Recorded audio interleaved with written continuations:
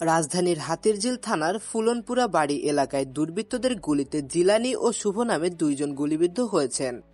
শনিবার রাত 10:15টার দিকে গুলিবিদ্ধ অবস্থায় তাদের উদ্ধার করে ঢাকা মেডিকেল কলেজ হাসপাতালের জরুরি বিভাগে আনা হয়।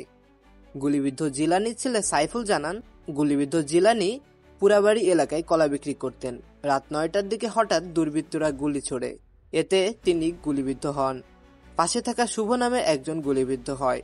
পরে গুলিবিদ্ধ অবস্থায় তাকে এবং শুভকে উদ্ধার করে ঢাকা মেডিকেল কলেজ হাসপাতালের জরুরি বিভাগে আনা হয়।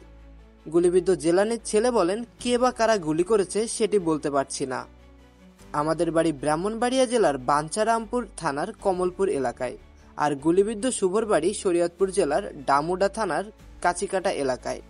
ডামেক হাসপাতালের পুলিশ ক্যাম্পের ইনচার্জ পরিদর্শক মোহাম্মদ ফারুক জানান, হাতিরঝিলের উলন এলাকা থেকে এক বৃদ্ধ ও এক কিশোরকে গুলিবিদ্ধ অবস্থায় হাসপাতালে আনা হয়।